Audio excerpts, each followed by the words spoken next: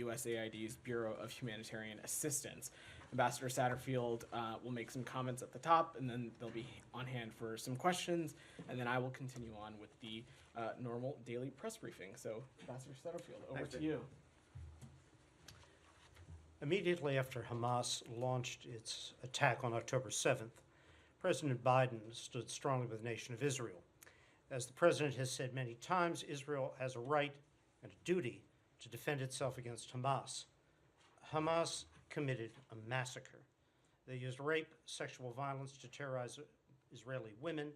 They continue to hold hostages, 133 Americans, women, elderly, injured, and they hide in tunnels they purposely built over the last 16 years under civilian infrastructure, such as hospitals. We remain committed to supporting Israel in its fight against Hamas because we cannot expect Israel to accept a situation we would not, no one would, in which their citizens continue to live under active threat. But at the same time, President Biden, starting on his visit to Israel October 18, was clear. He was clear privately and publicly with the Prime Minister, with the War Cabinet, and then in his comments that Israel must do more to protect civilians, to facilitate the flow of humanitarian assistance into Gaza, and to enable its safe and unhindered distribution inside of Gaza. This is both the morally right thing to do, and it is strategically absolutely necessary. Now, the risk of famine throughout Gaza is very high, especially in the north. We've been very clear. Israel must do everything possible to facilitate efforts to avert famine in Gaza. Now, the president has made this point clear to Prime Minister Netanyahu during his April 4th call.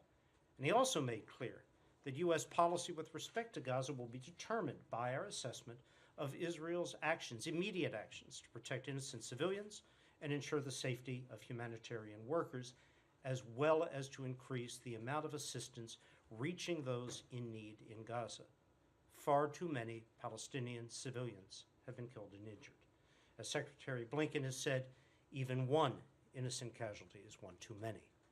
This conflict has been one of the worst in recent memory in terms of how many humanitarian workers, nearly 250, have been killed since October.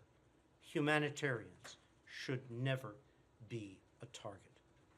Now, since the beginning of the conflict, the U.S. has been leading efforts to get humanitarian assistance into Gaza to alleviate the suffering of innocent Palestinians who have nothing to do with, indeed, are victims themselves of Hamas and its brutal rule.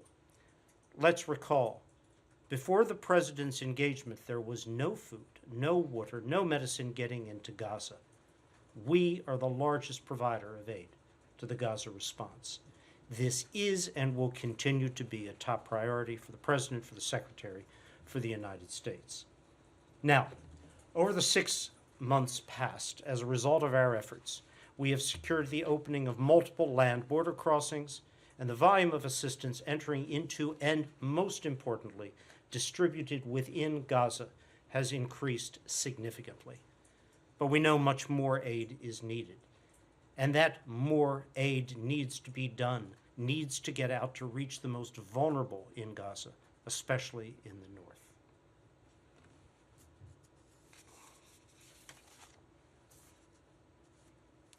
As their military operations continue,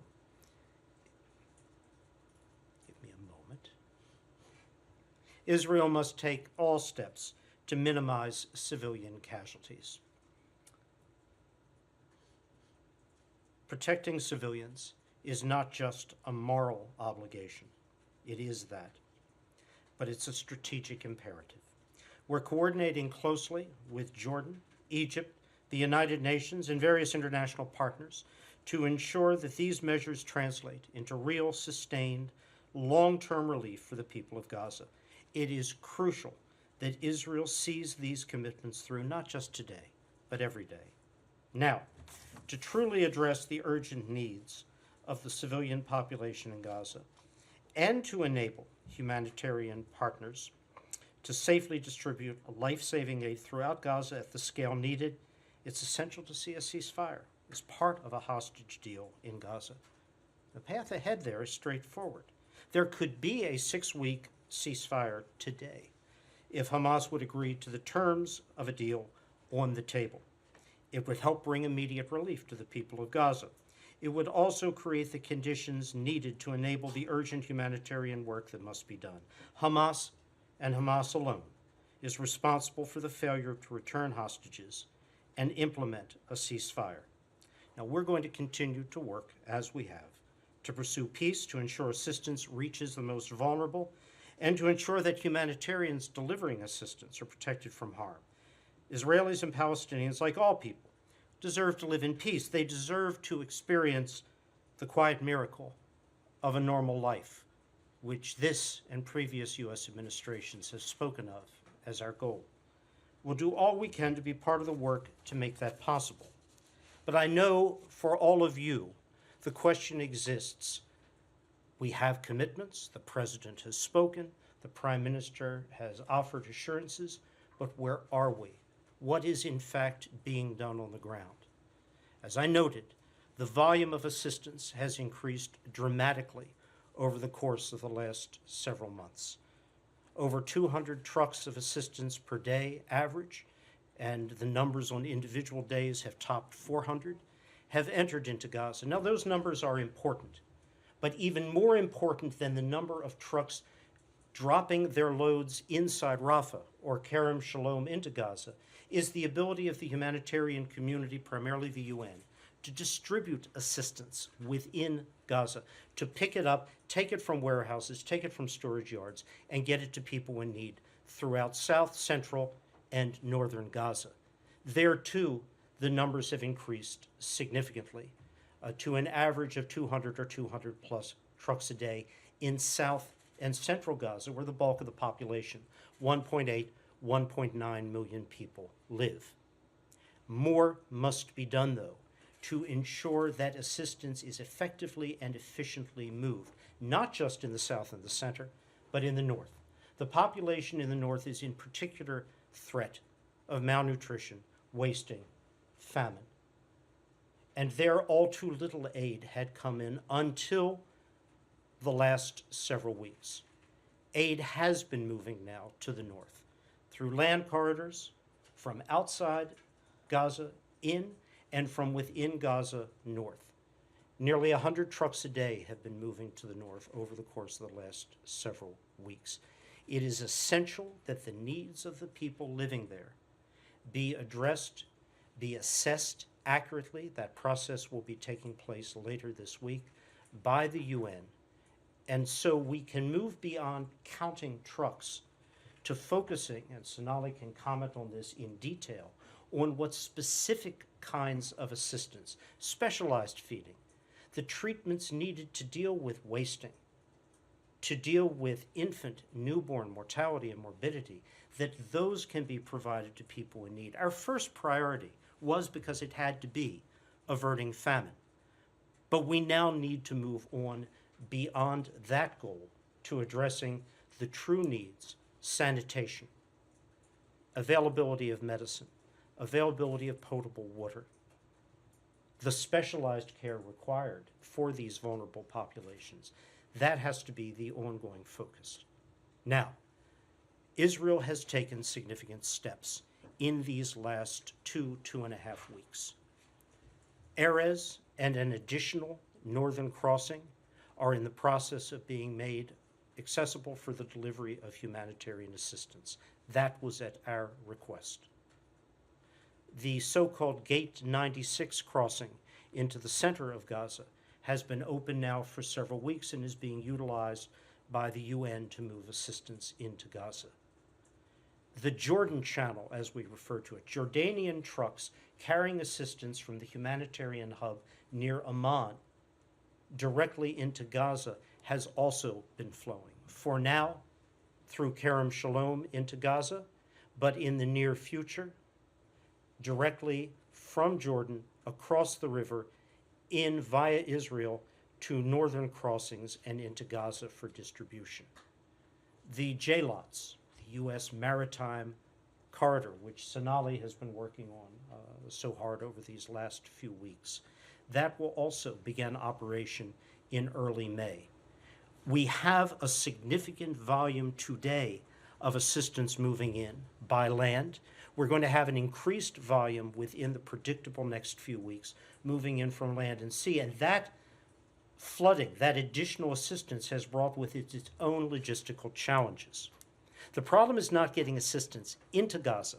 It's getting it distributed within Gaza. And there the logistical constraints are the lack of sufficient trucks in possession of the UN, something that the UN and we have been working on assiduously over these last weeks to enable a greater logistical capacity to distribute, pick up aid, and move it. And secondly, there are two crossing points, two checkpoints, to and from North Gaza. Those two checkpoints, one on the coastal road, one on an inland road called Salah ad-Din, are now heavily congested with truck movements. That wasn't a problem before. It's a problem now, and it needs to be sorted out so assistance can be moved safely and efficiently up, empty trucks brought south so the cycle can begin again. We're in close touch with the government of Israel, with Israeli authorities, on how best to expedite, along with the UN, these movements. So these challenges still exist. There is still considerable work to be done, but progress has been made. And a final note on something that all of you have heard us speak to and you have asked about, deconfliction and coordination. Too many humanitarian workers have been killed. Too many humanitarian movements have not been able to move effectively and efficiently to their destinations. And so we have worked intensively, and the President discussed this with the Prime Minister, on setting up a mechanism that works in real time between humanitarian actors on the ground, between IDF personnel at checkpoints, at contact points on the ground, and appropriate levels within the IDF structure to enable that efficient, effective, and safe movement of humanitarians, their staff, and the convoys containing assistance. Progress is being made, but more progress still needs to be done to assure that this is in train. To make it work, humanitarian actors need effective communications. They need to be able to talk to the IDF on the ground, talk to command levels of the IDF, and vice versa. We're pleased that progress has been made on availability of appropriate communication systems for humanitarian workers. Lost in the things that need to be done, because those needs are significant, is the fact that we have seen meaningful progress. That progress needs to be sustained, needs to be continued, but the situation has improved, particularly in these last 2 to 3 weeks, from where we would be were I briefing at beginning of April or in the latter part of March. But more needs, more has to be done to meet those needs, has to be sustained. And I'll leave here with one final comment, which is, if you will, editorial. I've been working Arab-Israeli, Palestinian-Israeli issues for over 40 years. For the past 30 years, since September 13th, 1993, the Oslo Agreement, Hamas has had a choice. The choice is to accept what we referred to as the Oslo Principles, then the Quartet Principles, to eschew the use of violence, to accept a negotiated, peaceful settlement to the Palestinian-Israel issue. Hamas has made a choice, but it was not one in favor of a peaceful resolution. Hamas, for its own ideological and political reasons, has chosen in favor of violence, threat, to pursue its own ambitions. The greatest victims of this have been Palestinians themselves, not just the Israelis who were massacred on October 7th in that paroxysm of bestial violence. Hamas still has a choice. The fighting in Gaza, the suffering of the Palestinian people could end tonight if Hamas chose to accept the deal for release of hostages and the establishment of a ceasefire. And that ceasefire could, with further releases, be sustained. But as in the past, Hamas has taken a different course. Let us not lose sight in our correct focus on the requirements incumbent upon Israel to assure all of those humanitarian steps I've just spoken to, that the fundamental actor responsible for the suffering here is a terrorist group, Hamas. Thank you. Ellen, you want to kick us off? Yeah, thank you.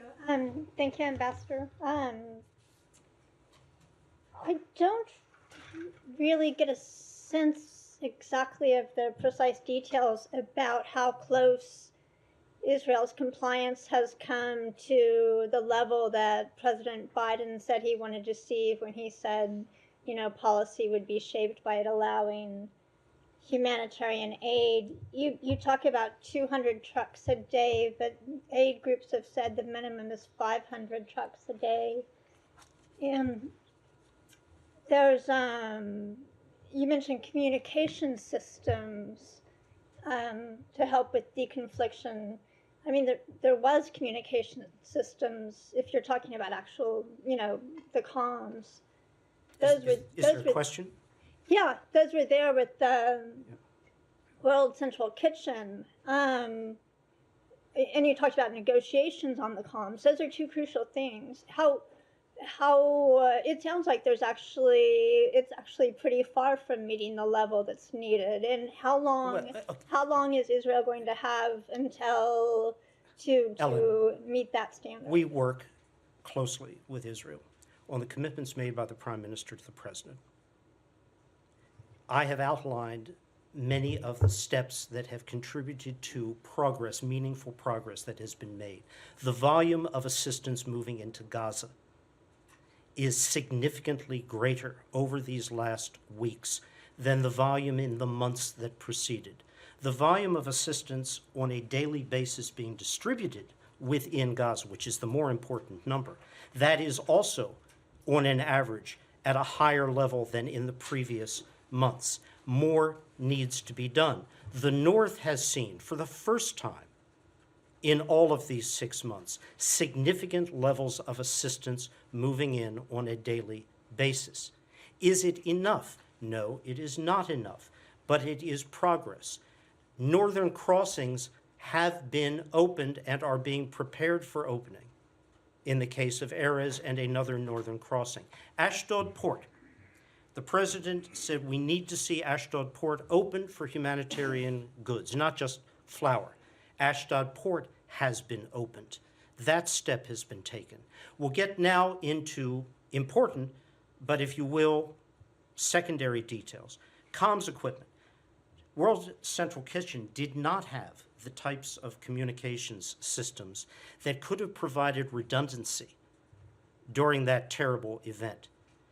It is essential those redundant systems with different technical operating parameters be provided.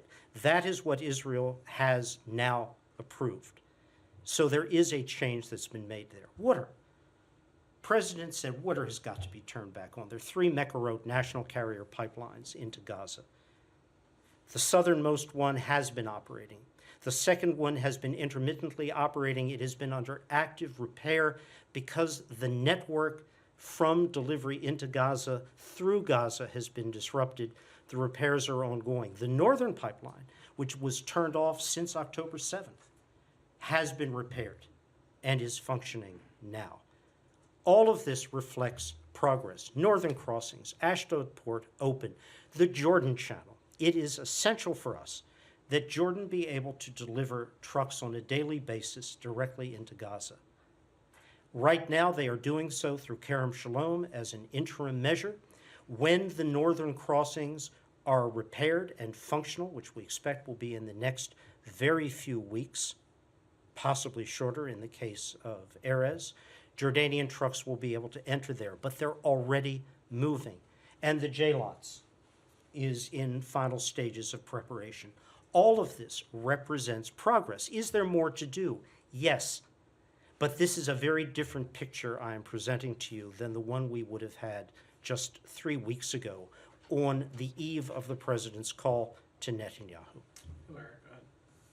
Hello, Mr. Ambassador. Thank you for being here. Just to put a fine point on my colleague's questions, 3 weeks later, can you say you're satisfied with the steps that Israel has taken so far? Has the deconfliction mechanism that you talked about, you said there's progress, is that in place now and is working? And the final thing is about the pier. We're being told U.S. will rely on Israel for security. Can you elaborate on that? Is it going to be security of U.S. troops provided by Israel? Who will distribute the aid inside Gaza? Thank you. I'll take your last part and turn to Sonali for that, but I am not going to give you, now spare the rest of your colleagues, I'm not going to give you a grade. Did they get an A+, an A or a B? We are in the constant process of monitoring, assessing, facilitating, supporting progress towards the goals the president set. This is not a gotcha test. At 2 p.m. on the 7th of May, will Israel pass or not? This is a set of requirements to help the people of Gaza and the humanitarian workers whose role is vital in facilitating assistance. Progress is being made, but I am not going to stand here and give you a grade on that. More needs to be done. Sonali, you want to talk about JLOTs? Sure. So just on your question on JLOTs, we're working from USAID, working very closely with CENTCOM to put together the JLOTs and the pier. We're working very closely with the UN to handle the distribution mechanism into Gaza. I'll also say that we are taking a lot of care to respect the UN's neutrality and independence in terms of distribution. Just on your question on security, I think that's best placed to DOD, but suffice it to say that IDF is providing some security and force protection measures to U.S. assets that will be offshore. And I'll have you ask my DOD colleagues further questions on that. Over. Thanks. Julian, go ahead. Mr. Ambassador, can you talk a little bit more broadly about how you see, since October 7th in particular, the Israeli government's conduct of humanitarian affairs versus Hamas's conduct of humanitarian affairs, broadly speaking? Excuse me? Hamas's conduct of humanitarian affairs? What do you mean?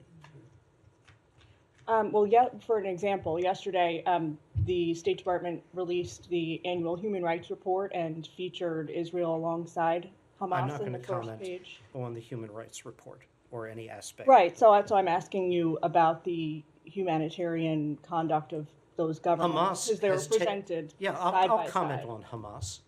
Hamas has spent 17 years in expending every resource provided for the people of Gaza for its own purposes, in constructing a network of military facilities, tunnels embedded in, under, around humanitarian facilities as a deliberate act of preservation and advancement of their interests. Hamas has sacrificed those thousands of innocent Gazans who have been lost after their brutal massacre on October 7th. Again, inconvenient truth. I'm going to keep reminding of that. Something happened on the 7th of October which precipitated all of this.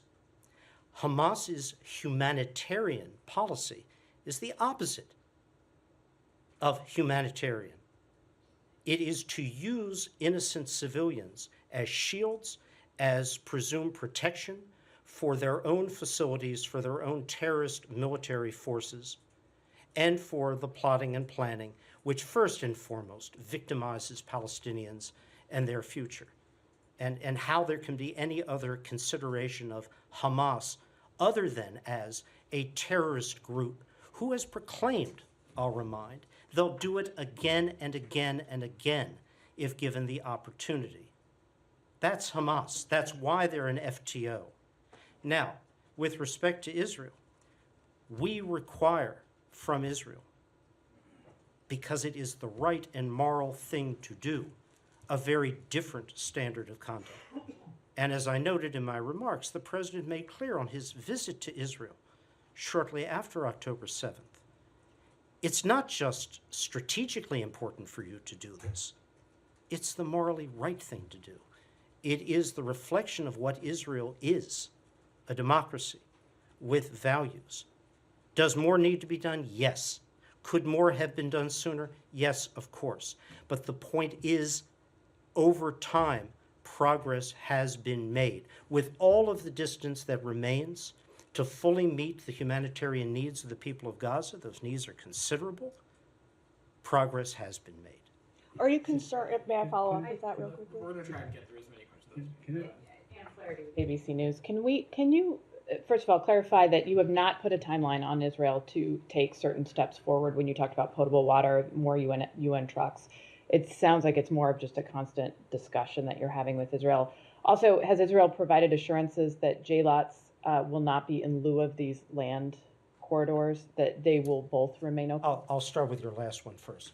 We have made clear, and Israel has affirmed to us, that the JLOTs, the Maritime Corridor, whoever operates it, military or ultimately anyone else, is an adjunct to, it's additive to, supplemental to land corridors. There is no question that the most efficient and effective way to deliver assistance is via as many land corridors as possible, which is why the increase in the operations at Kerem Shalom, the opening of the Gate 96 corridor into the center of Gaza, the preparation for opening of the two new northern crossings, Ashdod Port, which is a perfectly functional port with immediate access directly into Gaza.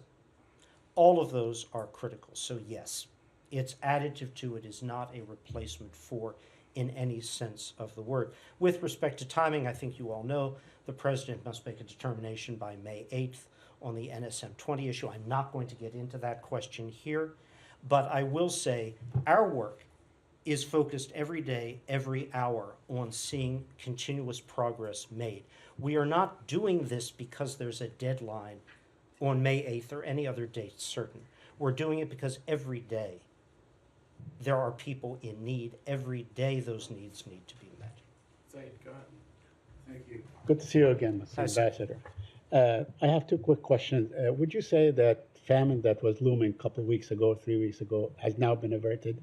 That's one. And second, I mean, this insistence on the 6-week ceasefire, why can't we have a permanent ceasefire? Because the implicit message for the Palestinians is that after 6 weeks, Israel can resume its bombing of Gaza and bombing civilian targets and so on. So why can't we have a permanent ceasefire? Thank you. I'm not going to get into the details, Said. I hope you will understand of the hostage deal which is presented and not accepted by Hamas, the terms of that deal. This administration has always insisted that a ceasefire is conditioned upon part and parcel of not just a hostage release, but hostage releases. Hamas has it in its hands, not just to effect a first phase release, but further releases which would extend the ceasefire beyond that point. Beyond that, I'm not going to comment. On famine, I'll turn to Sanala. Thank you. Hi, thanks for that question. So we don't know. Assessments on famine are based on a very rigorous methodology that is undertaken by the IPC, the Integrated Phase Classification, which is the expert body that both collects and reviews data. So we will wait for their determination. What I will say is that in order to address this, we not only need to get trucks in, but we need to get nutritional therapies. We need to reach the moms and kids that are most at risk, especially in northern Gaza. We need to get them clean water. We need to get them health care. I will say that with 29% of children under 2 showing signs of acute malnutrition in northern Gaza, this is what was reported in the IPC, it takes time to reverse that trend. It takes at least 6 weeks to get a child who is suffering the effects of malnutrition back on track. So I don't know that we've averted it. We're certainly trying, but we'll wait for the data and the experts to tell us what they see.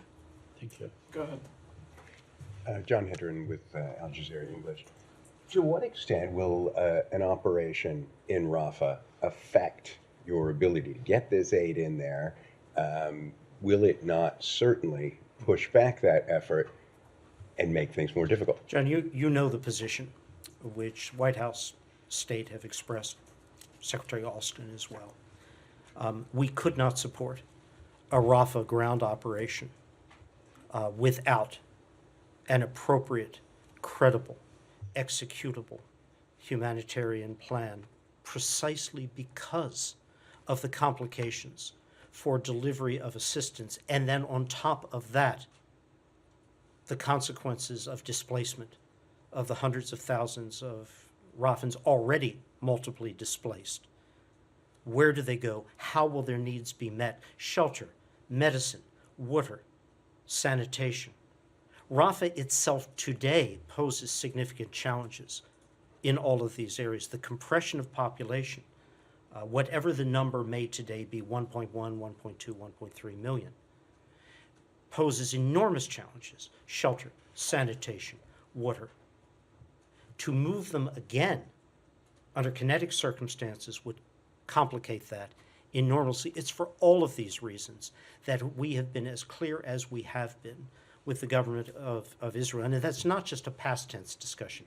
It is a current sense. We continue discussions with Israel on what we believe are alternate ways of addressing the challenge which we recognize, which is Hamas military present in Rafah. We get it. We understand it. But we think there are other ways to deal with this. And if there is not a credible, executable humanitarian plan, then we cannot support a ground operation. It's fair to say that Israel views that differently up till now. That's our position. Go ahead, Elizabeth, and then these guys got to wrap. I want to follow up on the pier. How will the U.S. ensure the safety of aid workers who are concerned over the Israeli military's presence in the area and role securing it, given the past failures in deconfliction? And also, will Israel's so-called dual-use restrictions be applied to goods entering the pier? Sure. So what I can say is that there are conversations happening every single day between our humanitarian assistance team, the DART in Jerusalem, CENTCOM on the ground, and our UN partners on the ground. The safety and security of our humanitarian partners is the most important thing. It's absolutely vital, and they need to feel safe and secure. I'm not going to get into specific security measures on what's being discussed for obvious reasons, but just to say that those are happening, and we're very cognizant, again, as I said earlier, that the UN needs to maintain its principles of neutrality and independence and access throughout Gaza. So we are trying to abide by those principles and make sure that everyone involved has the safety and security that they need. And the dual-use goods? I'll defer to Ambassador Satterfield on dual use. Oh, I can take dual use. So again, so the goods will be inspected in Cyprus by Israelis, but also by a team which will include the UN, our colleagues in Cyprus. The dual use concerns are being discussed. There should be a consistency on what goes in. So we're not trying to create like an exception for Cyprus, just to say that we continue to have conversations with our Israeli colleagues to streamline the process for inspecting and approving goods that are sensitive or on the dual use list. Michelle, go ahead. I have two questions. First, did the U.S. ask Qatar to expel Hamas leaders from there? Second, are you preparing for humanitarian emergencies in case a full-scale war breaks between Hezbollah and Israel? Easiest ones yet. First answer is no. The second is, in the great tradition of those standing at this podium, I don't comment on hypotheticals. Laura, you had your hand up in the back. Yes, you, Laura Rosen. Did you not have your hand up? No. Oh, okay. All right. Go ahead, Doc. Okay, yeah. I want to know about Egypt's role And about giving relief for the Gazans to be able to go into Egypt. Is Egypt open to taking a lot of the people to Gaza to go out through that into a safe area so that Israel can deal with the Hamas battalions? I'll comment first, and this is long-standing commentary. We believe the future of the Palestinian people of Gaza lies in Gaza, not anywhere else. Egypt has made very clear, preceding October 7th, that they also believe the future for Palestinians lies in Gaza, not in Egypt. We understand that point. We respect it. So does the government of Israel. Go ahead. Yeah. Are you in touch with the organizations, Palestinian organizations like the Red Crescent, as far as with these updated comms? And because we've seen, medics, for example, attacked as well. by the Israelis. So There's a humanitarian hub at El Arish in which UN agencies are represented, and of course the Egyptian Red Crescent runs that hub in close coordination for delivery of bilateral assistance, non-UN assistance, through the PRCS. And so with respect to our focus on comms, that has been directed primarily at the UN family of agencies, rather than at Palestine Red Crescent Society. But Sonali, any further comment on I that? think you've got it. Yep. and one more question. We haven't seen too many briefings with you. Should we expect more opportunities to ask you some questions? You haven't seen them because I have been all but about 25 days of the last 6.5 months in the region working the actual issues. Yeah. So I can't promise for the future, Okay, but thank you. Final question. Go ahead. Regarding the maritime corridor from the Republic of Cyprus, do you have any updates about any possible logistic challenges or how we move forward with that plan? I'm sorry, I think I lost that second word about any logistics. The maritime corridor from Cyprus, from the Republic of Cyprus to Gaza to provide humanitarian aid? Yeah, so the update that I can give you is that we are proceeding apace and on schedule, working very closely with CENTCOM. We have colleagues in Cyprus, the government of Cyprus. We have a coalition of partners working around this, the EU, the UK, and then we're also working with CENTCOM and Israeli colleagues to set up the assistance and the beach landing spot in Gaza. And critically, we're working with UN partners to handle the distribution of assistance going into Gaza. Again, this is a humanitarian initiative. We're keeping it in line with humanitarian principles, and we hope to have more updates for you on this soon. Can I ask more questions about JLOTS? We haven't had a chance to ask anything in the past. If you want to ask one more question about JLOTS, then Sure, you guys thank gotta you. go. Thank you. Can you tell me, are things still in discussion, or is there an agreement that the WFP will actually handle the distribution part of it? Is there an agreement on the rules of engagement with the IDF? And is the deconfliction aspect handled to your satisfaction so that you're confident that the aid workers will actually be protected as they work with the people with JLOTS? So yes, we have an agreement with the UN and WFP to work on the logistics. As I said, this is we're working out a lot of details on how this is going to work. The partners are working on the security aspects of it, as you mentioned. Again, I don't want to comment on that here, just for very obvious reasons, to protect their security. So all of these issues are being worked through. Again, I'll reemphasize that the key principle for the UN's engagement here is to protect their independence and neutrality and ability to access vulnerable populations throughout Gaza. We are working to make sure that they feel comfortable in upholding those principles. I think the conversations are going ahead really well. Just again, on specific issues around deconfliction and protection, I will ask that you defer those conversations for DoD colleagues. Deconfliction is an issue for all humanitarian workers working in Gaza. It's not just a JLOTS issue.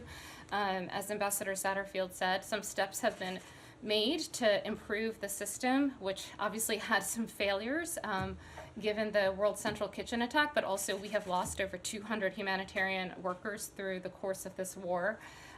We need to see those steps be implemented in the humanitarian community, and IDF continue to talk and engage and iterate and improve the system so that everyone feels safe and secure in this very difficult operating environment. Okay, thank you. Thanks, everybody. Thank you. Thanks so much. Thanks. Ambassador Satterfield, Administrator Corey, thank you so Thank much you for so joining much. us today. We can do Zoom press conferences here in the region. This is very helpful. All right. Okay. Give me 2 seconds, guys.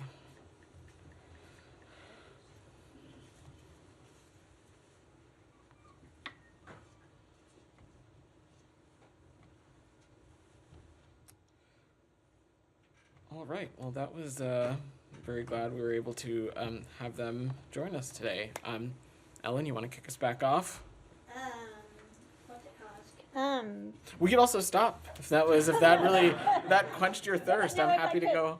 Go ahead. I guess obviously there's been lots of anticipation about the Leahy law decisions that are expected. There's been reporting that there were recommendations for some IDF units to be identified as in violation of the Leahy amendments, but that the secretary opted not to take staff's recommendation for several of the units. Can you comment on that? So I think I'm going to echo what you saw Matt and the secretary address as it relates to this question beginning in Capri on Friday, which is I'm just not going to get ahead of this process. What I will say is that we take the Leahy law incredibly seriously. It is also the standards of it we apply consistently across the board with all countries in which we have security relationships with. That should be no surprise to anybody, but I am not going to get ahead of the process, and I am sure we'll have more to say in the time forthcoming. Humaira?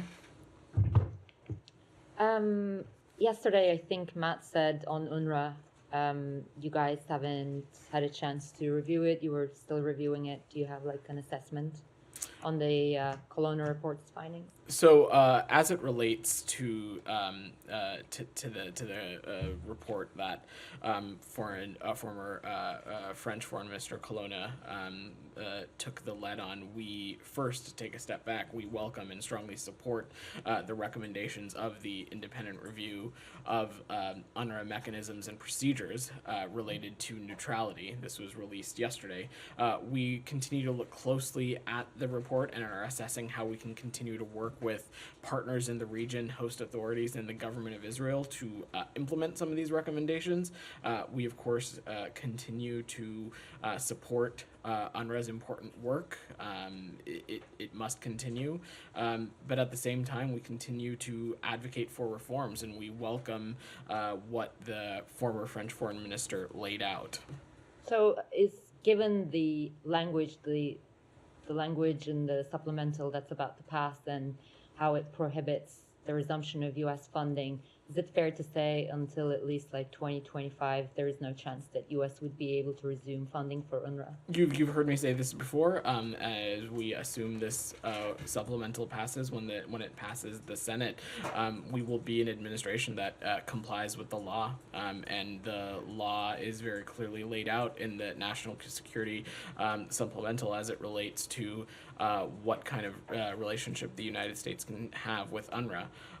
We're continuing to engage with partners in the region, with UN agencies and other humanitarian organizations about the important work when it comes to humanitarian aid. It's also really important to note that there is a significant amount of monies for humanitarian aid in the supplemental, including humanitarian aid into Gaza, and so we'll continue to pursue those lines of effort.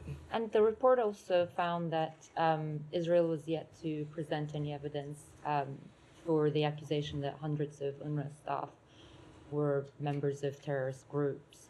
Is the U.S. going to be encouraging Israel to provide that evidence? Are you going to do anything towards that end? So our understanding is that the United Nations is continuing to pursue an investigation as it relates to that relates to the individuals alleged to have participated in the October 7th terrorist attacks, and so I will not going to get ahead of that process. Okay, and the final thing is, you must have seen the reports about mass graves containing hundreds of bodies around Al-Shifa. UN chief said he was horrified by these reports. I'm wondering if U.S. has a comment on this and whether you guys have raised this with the Israeli government. We have seen those reports, and the reports are incredibly troubling, and we're inquiring on this with the government of Israel. Specifically on that. Correct. I don't have any specific information to offer, insight into what this is or isn't. I don't have a sense of that from up here, but we are inquiring about this with the government of Do you know Israel. if you reached out to who? Is it I'm not going to speak to the specifics, but it should be no surprise to you that we engage with the government of Israel at all levels, often many times, multiple times a day, at all hours. And go So ahead. Ambassador Satterfield seemed pretty pleased with how Israel's progressing. Has the U.S. shared with Israel what would happen if Israel takes its foot off the pedal with regards to humanitarian aid? And then also a question on Ukraine. UK has already beaten us to the punch, biggest military package ever. Can you characterize if the U.S. package to Ukraine is going to look to be, is it shaping up to be the biggest ever? Let me take that in two parts. First, I'm not sure pleased is the appropriate adjective that I would use. I think Ambassador Satterfield was pretty clear that there's been some clear metrics for progress that have been made over the past number of weeks. Those are welcome steps, and they are things that we are very happy to see. However, he was also explicitly clear that there continue to be areas, specifically distribution of aid within Gaza, some of the telecommunication measures that he mentioned, sanitation in other areas, deconfliction. Those are our areas that we want to and need to continue to see sustained progress, including the sustained progress on the steps that have been made in the right direction. And as it relates to a deadline or anything like that, But is there a consequence? The secretary and the president were incredibly clear that these are kinds of steps that we absolutely need to see, or it will have a determining factor as it relates to the kinds of policy we pursue as it relates to Gaza. There has not been a change in that assessment. We expect that these kinds of efforts to be continued and sustained. This situation is still dire. Both things can be true, which is something that we've kind of been pretty clear about for quite some time now. We can see steps being taken that we think are beneficial to the overall humanitarian aid ecosystem. Stuff like the Ashdod port opening, some of these northern crossings being opened. These are all good, welcome, positive steps in the right direction. Simultaneously, there continues to be a lot of work that needs to be done. On Ukraine, look, first let me just say, as it relates to our partners in the United Kingdom, we welcome any country taking additional steps to support our Ukrainian partners and bolster the transatlantic alliance. My understanding is that this was an announcement not just about support for Ukraine, but also the United Kingdom committing to contribute 2.5% of their GDP towards the defense space by 2030. Again, a step that we think is in line with NATO commitments, but also, again, something that bolsters the transatlantic alliance. So very, very glad and happy to see that news. When it comes to the United States, we have not been shy about the fact that one of the key reasons we need this national security supplemental passed is because we need to continue to support our Ukrainian partners. We are going to wait for, I'm sure, final passage before previewing or talking about any additional next steps when it comes to how we might be supporting our Ukrainian partners. Go ahead, Saeed. Thank you. Going back to Humaira's question, just to follow up on that. Now, it seems that more than 300 bodies have been found. The United Nations is asking or calling for an independent investigation. Would you support such an independent investigation? Right now, Saeed, we are asking for more information. Right. That is squarely where we're leaving the conversation. Right. I don't have any details to match, confirm, or offer as it relates to that.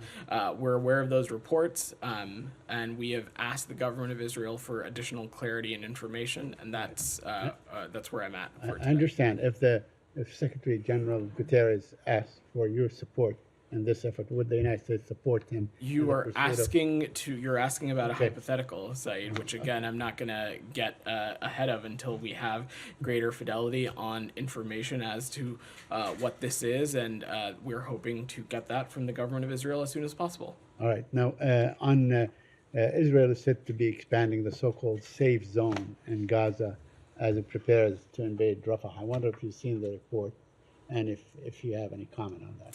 I've not seen that report, Saeed. But look, any kind of action that it would be inconsistent with what we'd consider the forced relocation or the forced movement or eviction of Palestinians from their homes in Gaza is something that is inconsistent with the principles that Secretary Blinken laid out in Tokyo last December. And a key tenet of that continues to be that there can be no forced relocation. Ellen, you had your hand up. I was just going to say on the issue of investigating or finding out the truth of the allegations of the mass grave, the State Department's Human Rights report yesterday said along the lines of it knew of no instances where Israeli officials had brought accountability basically for crimes alleged in Gaza. In those circumstances, I mean, with that kind of determination by the State Department itself, is waiting for Israel to investigate it the appropriate course of action? So that's not first, I think we should clarify what the Human Rights Report is and isn't. It isn't a determination or an assessment by the State Department. What it is a compilation of submitted violations of human rights all around the world that are done in close coordination with our embassies and consulates and all the places that we have them, with civil society organizations, with media organizations. That's how that report is compiled. I will also note that it is not an exhaustive or a list of every single human rights violation in the world. It is a compilation. But you saw the Secretary speak to this a little bit yesterday. First, as it relates to our own system, when it comes to violations of human rights, there are processes and protocols and procedures in place for the United States to assess what is happening on the ground.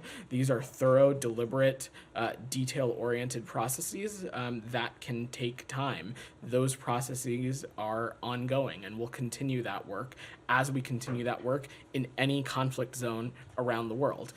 Simultaneously, I'm sure our partners in Israel can speak to any procedures and parameters they have in place in their own system as it relates to things that would be viewed as violations, and I'll let them speak to that. Alex, on the region or something else? Let me stay a little bit on the region. I'll come back to you. Michelle, you had your hand up. On Iran. Al Jarida newspaper, a Kuwaiti newspaper, has quoted a high-level source in the Iranian Supreme National Security Council saying that Tehran received an American letter offering to resume negotiations to resume the nuclear agreement after reaching security understandings.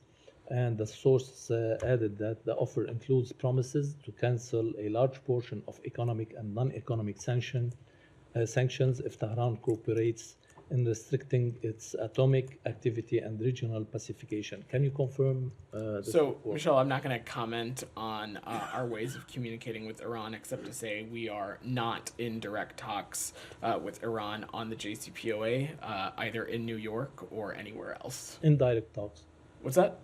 Are you in direct talks with Iran? I just said that we are not in direct talks with Iran. Indirect, not direct. I'm not going to speak to any of our communicating ways of communicating with Iran. And one on Israel-Lebanon, the war is escalating between Hezbollah and Israel on the border.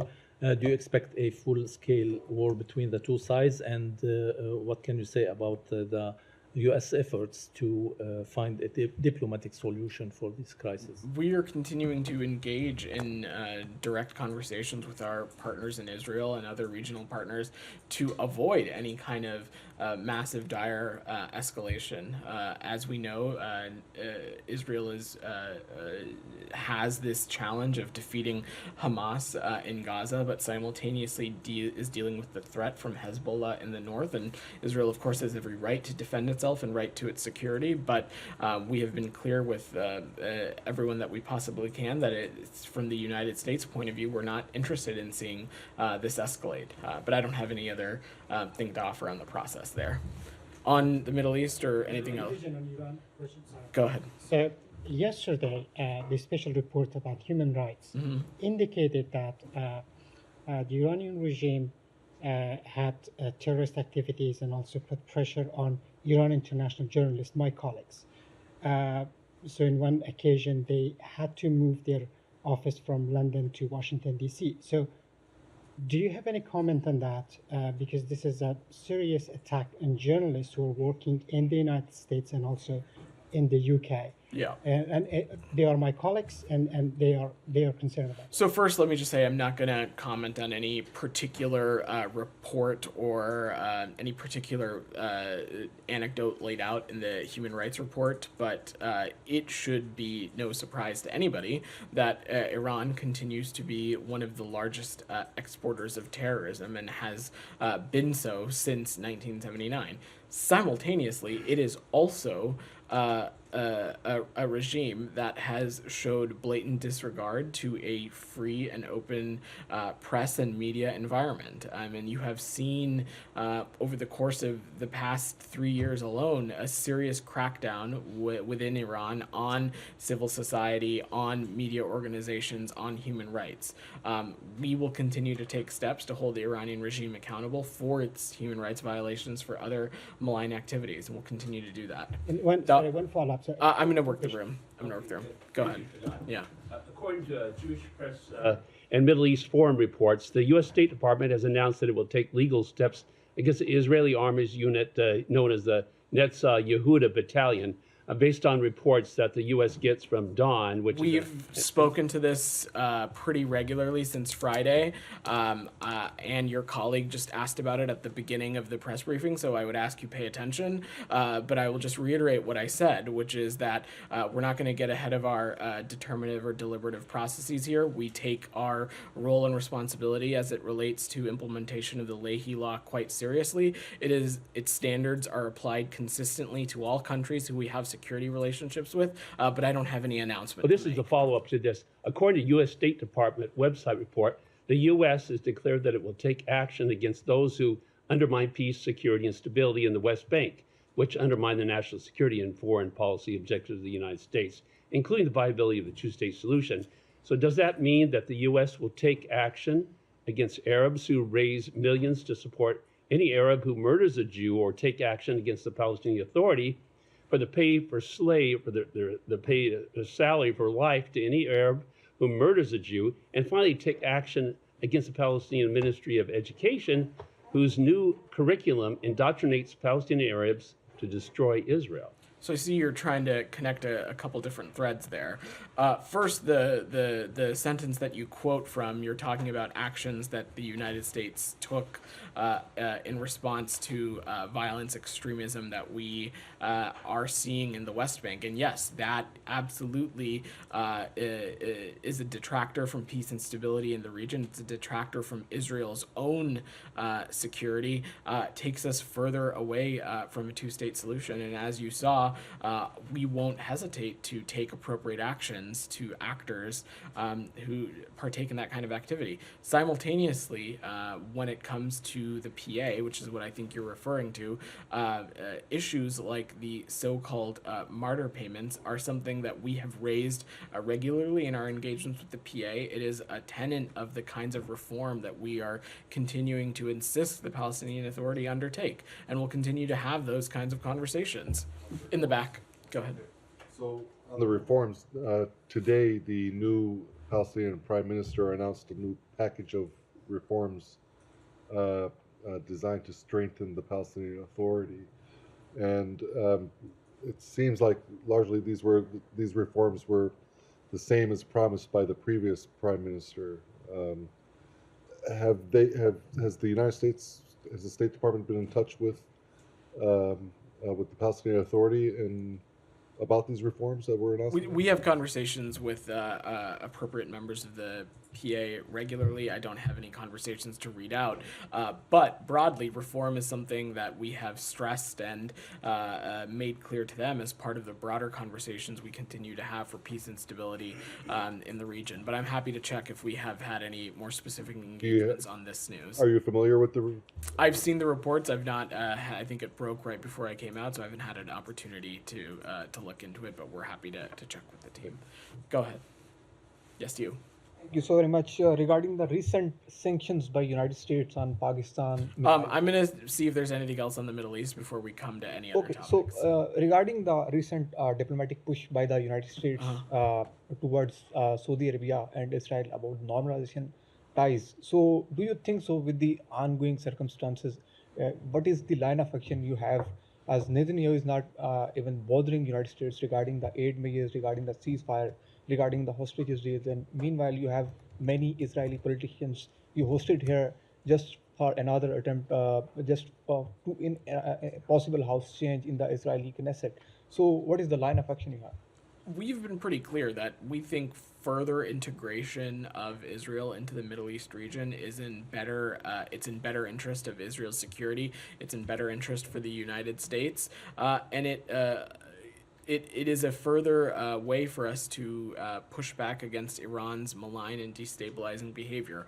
Of course, there is important work that still needs to be done as it relates to that integration, including, of course, ensuring that we can get to a place for a negotiated two-state solution, and those conversations continue to be ongoing. Anything else on the Middle East before I close out? I'll come to you after. Go ahead. Yesterday, Secretary Blinken released the human rights reports, and he said in his speech that, in quotes, we repeatedly have pressed concerns about Palestinian civilians' access to humanitarian assistance, displacements of the majority of the population in Gaza, and unprecedented number of journalists killed, in quote. So actually, one of the journalists killed in Gaza was one of our colleagues working for another agency of Turkey. His name is Mustafa Al-Karuf. And I want to ask a journalist, I mean, what would be your message to Israeli government, Israeli military to protect the journalists working in Gaza? Our message to the government of Israel is the same message it is to any government on the face of this planet, which is that journalists need to be protected. They do important work. They do especially important work in conflict zones where they shed light on what is happening on the ground, often in circumstances where it is not easy for public to get their information or get a sense of what is happening. And somewhere like Gaza, they do critical work of informing people about what's going on. And so our message everywhere is journalists, media organizations absolutely need to be protected. You had your hand up in the back. Go ahead. I did. Thanks for that. I just wanted to circle back to what one of our colleagues asked, which was in relation to the mass graves story.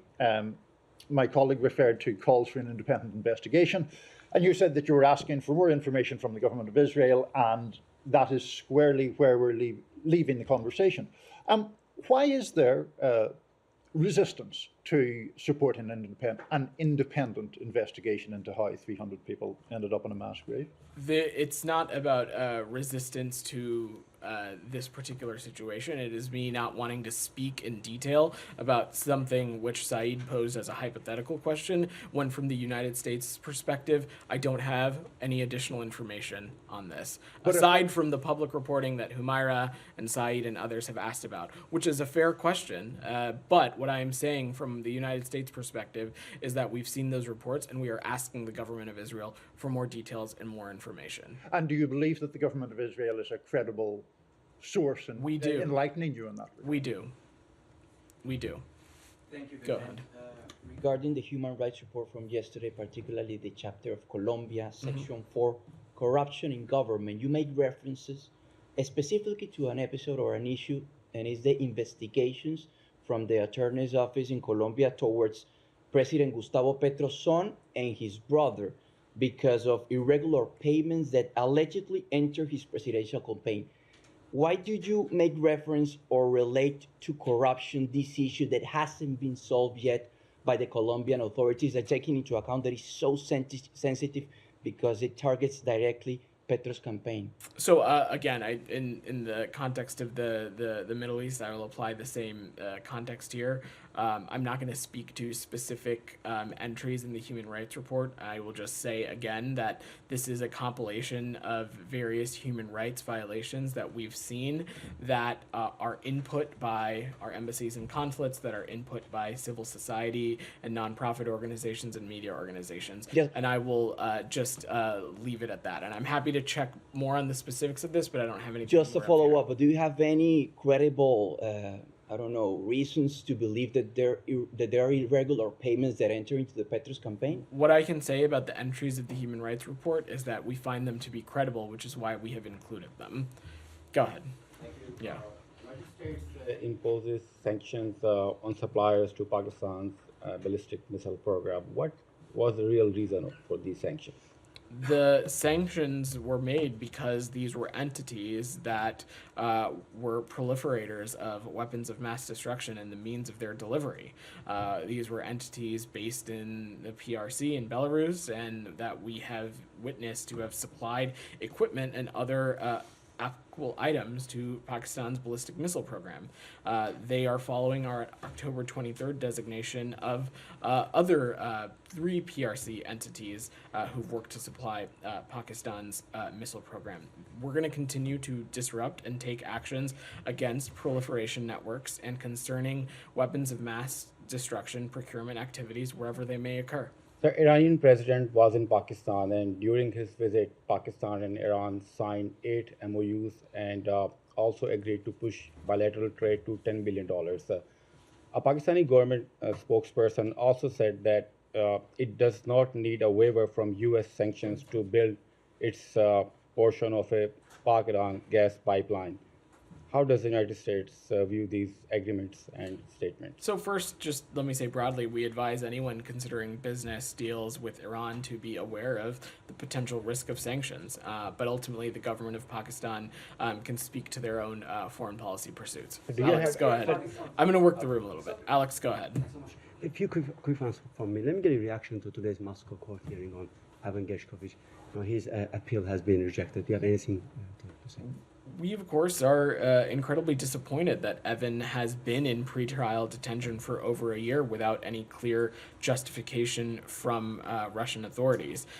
Members of the embassy team in Moscow attended Evan's appeal hearing today.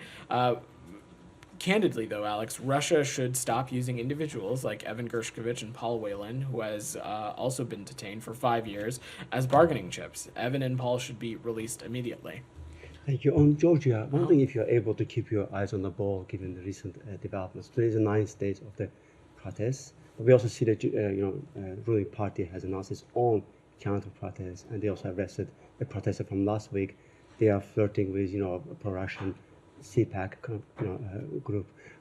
Do you see any happy ending there?